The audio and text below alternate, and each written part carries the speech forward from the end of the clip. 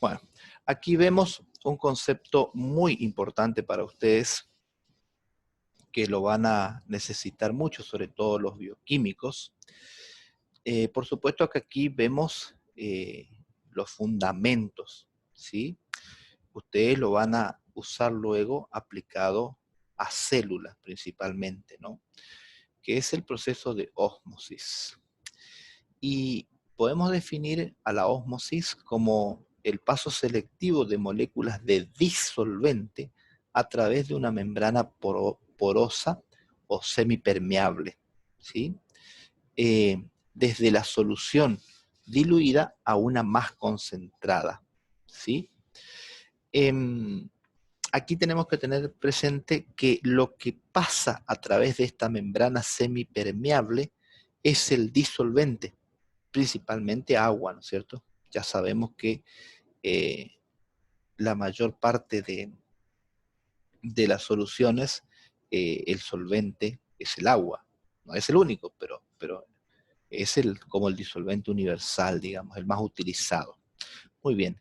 Y lo que va a hacer la membrana semipermeable o semiporosa, o porosa, como quieran llamarla, es permitir el paso selectivo de únicamente las moléculas de solvente, ¿sí?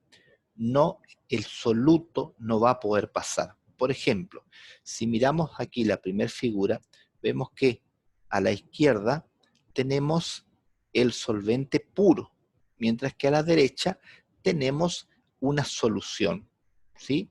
Ya sabemos, porque ya hemos visto anteriormente, que el solvente puro va a tener una presión de vapor mayor que el solvente, el mismo solvente, cuando está formando parte de una solución. Por eso es que aquí hay mayor cantidad de moléculas en la zona del vapor. Y sabemos también que al tener mayor presión de vapor, esto va a ejercer una presión hacia abajo mayor que la presión que ejerce este vapor hacia abajo. Y como esta membrana permite solo el paso de moléculas de solvente, aquí lo que va a haber es un desplazamiento de solvente desde la izquierda hacia la derecha, por estas diferencias de presiones que les he estado diciendo, ¿sí?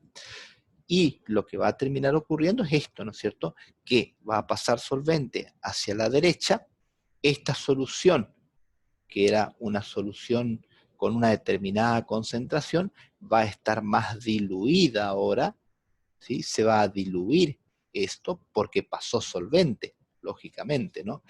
Y eh, esto que era solvente puro va a disminuir la cantidad del mismo, ¿sí? Muy bien. Veamos ahora otra figurita para definir lo que es la presión osmótica. Aquí hay que tener en cuenta una cosita, tener bien presente que aquí está al revés. Vuelvo un poquito para atrás para mostrarles. Fíjense, aquí tenía a la derecha, tenía la solución, en las dos figuritas, tenía a la derecha la solución, y aquí tengo a la izquierda, ¿sí? La solución, y a la derecha el solvente puro, ¿sí? Muy bien. Entonces, eh, si arrancamos con niveles iguales, digamos, lo que va a ocurrir es que sin ejercer ninguna presión todavía, digamos, lo que va a ocurrir es que el disolvente puro va a pasar hacia la disolución, como vimos, ¿no es cierto? El solvente puro es lo que pasa hacia la disolución. Y esto ocurre porque esta membrana semipermeable deja pasar solamente las moléculas de disolvente puro, ¿sí? Muy bien. Y esto va a hacer que este volumen aumente, ¿no es cierto? ¿Sí? Ahora bien, como para frenar ese aumento de volumen, yo necesito aplicar una presión en esta región, ¿sí? A esa presión la voy a llamar pi. Entonces vamos a definir a la presión osmótica como la presión necesaria para detener el flujo de solvente, ¿sí? El solvente, naturalmente, va a tender a irse hacia la disolución por el fenómeno que vimos en la filmina anterior. Pero si yo aplico una presión de forma tal que detenga ese flujo de solvente, esa presión es la presión osmótica, ¿sí? Y para hallar la expresión matemática de la presión osmótica, lo único que tengo que hacer es aplicar la ecuación de estado de los gases ideales, en donde reemplazo la P que tenía aquí por presión. ¿Se acuerdan? La expresión de los gases ideales era la presión por el volumen igual al número de moles por la constante molar de los gases por la temperatura. Bueno, en lugar de la P, ahora coloco pi, que es la presión osmótica, y me queda igual al número de moles del soluto, ¿sí? Por la constante molar de los gases, por la temperatura en Kelvin, y dividido el volumen en litros. Muy bien. Ahora bien, ¿para qué nos sirve? Los podríamos estar preguntando, ¿no es cierto? ¿Para qué nos sirve eh, estas, estas expresiones, todo esto que estuvimos estudiando, las propiedades coligativas?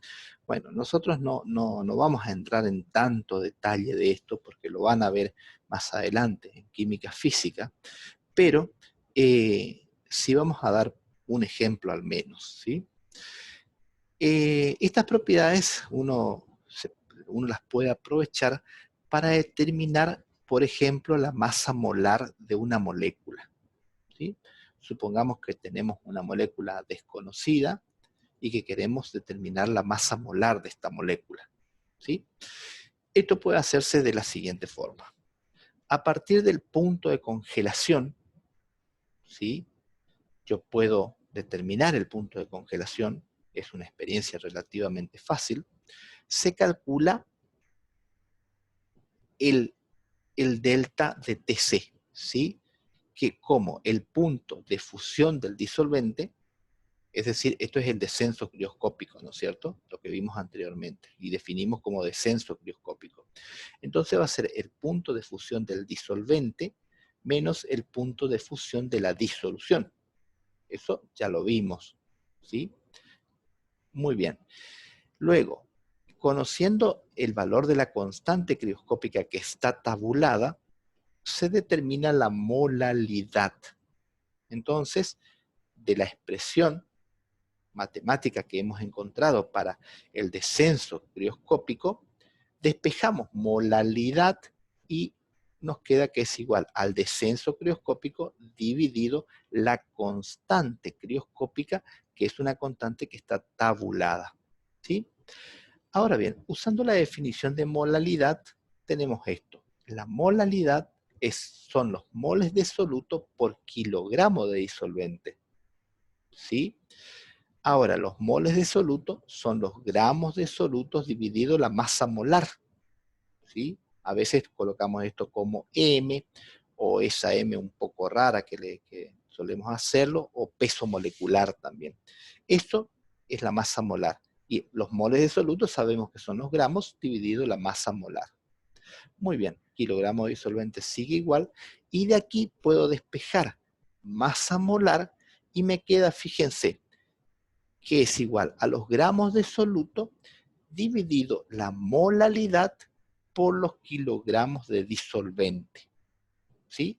Entonces los gramos de soluto uno los puede pesar, puede saber cuánto es, digamos, la molalidad podemos saberla de antemano, y por kilogramo de disolvente, si sabemos el disolvente no hay problema. Entonces vamos a ver cómo podemos resolver, por ejemplo, este problema, ¿sí? Bueno, voy a dejar de compartir. Dice, el problema dice, el agregado de 0,24 gramos de azufre, ¿sí? Fíjense que al saber que se trata de azufre, ya podemos saber la masa molar, digamos, ¿no? De azufre el agregado de 0,24 gramos de azufre a 100 gramos de tetracloruro de carbono disminuye el punto de congelación del solvente en 0,28 Kelvin. ¿Sí? ¿Cuál es la masa molar y la fórmula molecular del azufre? ¿Sí? Entonces, fíjense que hace unos días, si ustedes recuerdan, yo les dije, el azufre se puede presentar de varias formas, ¿sí? Como azufre monoatómico, diatómico, octoatómico, etc. Entonces, con este problema, con esta experiencia en definitiva, solamente que aquí está puesta en forma de problema, podemos hallar el peso molecular y en base a eso saber la fórmula molecular con la que está el azufre en esta experiencia, ¿sí? Muy bien. Aquí tenemos que tener cuidado porque fíjense que tenemos este 0,28 Kelvin, dice, fíjense que disminuye el punto de congelación. Entonces voy a ir poniendo por acá, voy a habilitar la camarita, y voy a ir poniendo este dato. Déjenme colocar esto. Así. Ajá. Entonces, fíjense, yo no sé cómo tienen ustedes en la presentación, si tienen una hoja aparte donde está escrito nuevamente el problema, ¿tienen eso o no en su presentación? ¿Sí? ¿Sí? Está como 2 veces el problema. Sí. Sí, bueno, eso es porque me olvidé de borrarlo, pero vale la aclaración igual. Fíjense que en la segunda hoja figura 0,28 grados Celsius y en la primera figura 0,28 Kelvin, ¿sí? Eso es porque estamos hablando de diferencia. Eso no significa que los grados Kelvin sean igual a los grados Celsius. No, nada que ver. Pero cuando hablamos de diferencia, sí. Cuando hablamos de diferencia entre dos temperaturas, esa diferencia esté expresada en grados Celsius o grados Kelvin, es lo mismo. ¿Sí? Eso es importante tenerlo presente. Muy bien. Entonces, a ver, ¿qué les parece a ustedes? Tenemos que sacar la masa molar o peso molecular. Para eso necesitamos los gramos de soluto. ¿Sí? Los gramos de soluto lo tenemos aquí, 0,24 gramos. ¿Sí? Y están puestos en 100 gramos de tetracloruro de carbono. O sea que ese sería el solvente, ¿verdad? Muy bien.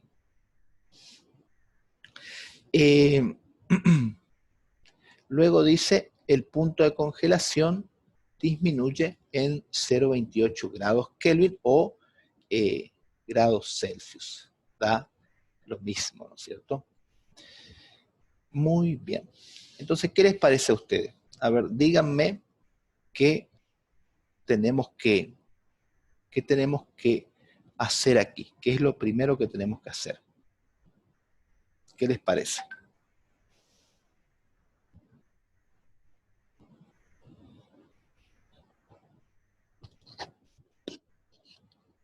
¿Podemos calcular la molalidad, por ejemplo?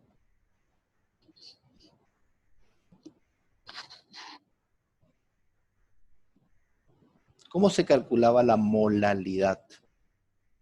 Los moles de soluto sobre los kilogramos de disolvente. Los moles de soluto, muy bien, voy a anotar por acá, que la molalidad eran los moles de soluto dividido los kilogramos de disolvente. Muy bien. Ahora, ¿puedo calcular la molalidad? Sí. ¿Sí? A ver cómo sería. La molaridad sería Pasando igual, la azufre a moles, claro. Ajá. y después los gramos de disolvente aquí que ahí lo podemos ver. A ver, pasando, escuchen lo que me están diciendo, pasando los gramos de azufre a moles, pero yo sé si el azufre está así, así, así, así. Yo sé esto, tengo ese dato. No, No, ¿no es cierto? Porque justamente es algo que tengo que averiguar. Entonces no puedo saber por ese método cuál es la molalidad. Pero sí puedo saber por otro. A ver, ¿cuál les parece? despejando la segunda ecuación que tenemos en la filmina, A ver, ¿cuál sería? la masa molar es igual a los gramos de soluto dividido la molaridad por los kilogramos de disolvente. Segunda ecuación, no sé a cuál ecuación te referís. La que recién le dicté, que la masa molar Ajá, pero no, ajá, ¿es igual a qué? a los gramos de soluto dividido la molaridad por los kilogramos de Claro, disolvente. pero el problema es cómo hallamos la molalidad. Y no lo podemos despejar de ahí. Pero no sabes la masa molar. Porque para saber la masa molar tenés que saber si es este azufre, este o este. Y no sabes. Pero sin embargo, sí podés hallar la molaridad a partir de lo que estuvimos viendo, de las propiedades coligativas, que te dice que la molaridad es igual al descenso crioscópico dividido la constante crioscópica. Y el descenso crioscópico te dice que es 0,28 Kelvin o Celsius. Parece que es mejor usar Celsius. Da igual, ¿sí? Grados Celsius. Y la constante crioscópica, fíjense que ahí les da cuál es la constante crioscópica para el azufre. 29,8 Kelvin o Celsius, o al final era mejor Kelvin acá. Perdón. Kelvin acá, porque aquí me dan Kelvin. Kelvin por kilogramos sobre mol. Entonces, fíjense, Kelvin con Kelvin se va, y esto en definitiva me queda mol de soluto sobre kilogramo de disolvente. ¿Sí? O sea, molalidad. Entonces, ¿cuánto me da esto? Díganme, por favor, porque no tengo el resultado.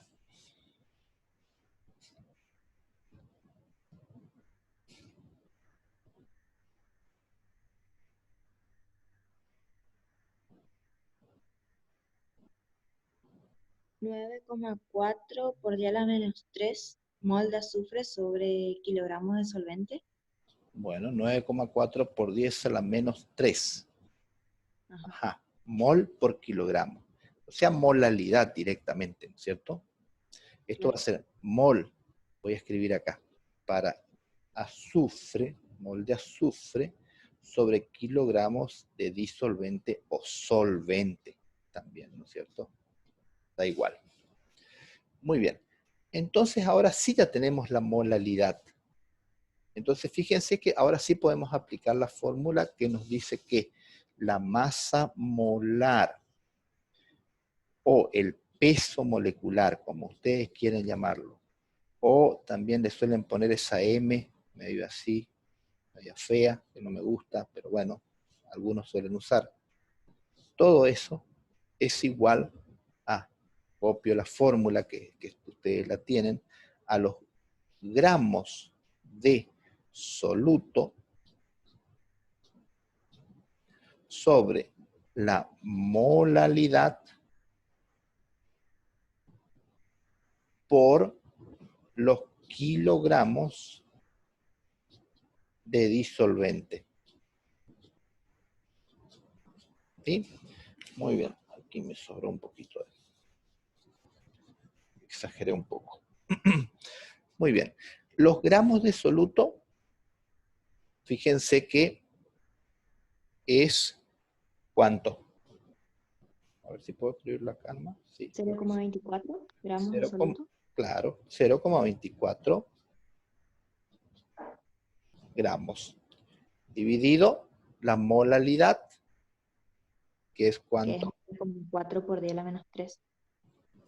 Exactamente lo que terminamos de hacer por 10 a la menos 3. Y esto va a ser mol por kilogramos, ¿verdad? Sí. Por kilogramos de disolvente. ¿Cuántos es los kilogramos de disolvente? ¿Tenemos ese dato? 0,1 Claro, 0,1, porque tenemos 100 gramos de de disolvente, pero al pasarlo a kilogramos me queda así, ¿no es cierto? Entonces, kilogramo con kilogramo se va,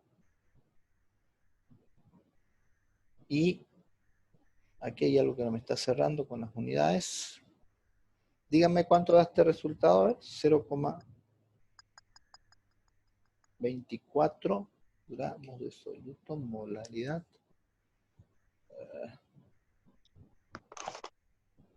Kilogramo de disolvente.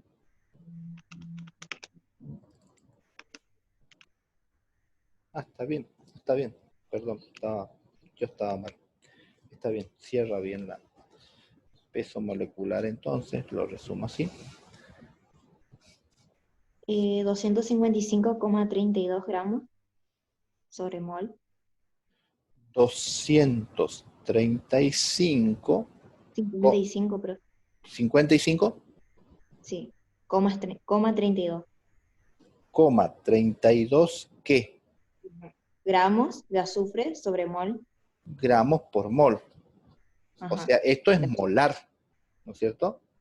claro. Esto es molar, gramos por mol. En un mol de azufre, que no sé cuál es, tengo esta cantidad de, de gramos. Ahora bien, si yo tengo esto, pero esto yo no sé a cuánto corresponde, ¿no es cierto? Este es el peso molecular. Yo no sé a cuántos átomos de azufre corresponde, pero de la tabla periódica puedo saber el peso atómico del azufre.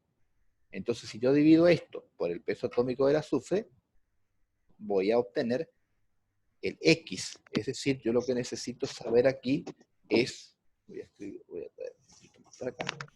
Lo que necesito saber es el SX, ¿no es cierto? Este X necesito saber.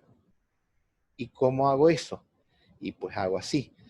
X va a ser igual al peso molecular que acabo de hallar, dividido el peso atómico del azufre.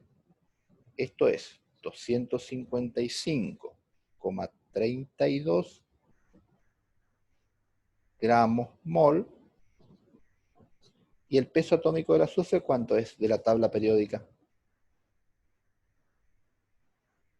32,06. 32,06 gramos mol. ¿Sí?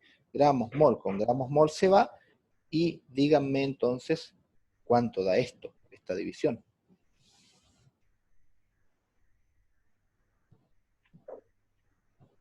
7,96. 7,96, ¿sí? Sin unidades. Pero entonces nosotros tenemos que colocar ¿qué? Un número entero, ¿no es cierto? Porque lo que queremos es saber aquí, este SX, si es S sub 1, S sub 2, S sub 4 o S sub 8. ¿Cuál les parece que va a ser? 8. S sub 8.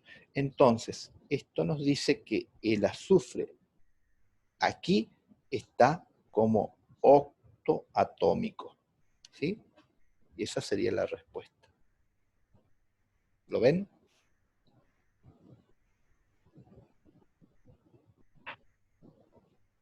Sí, profe.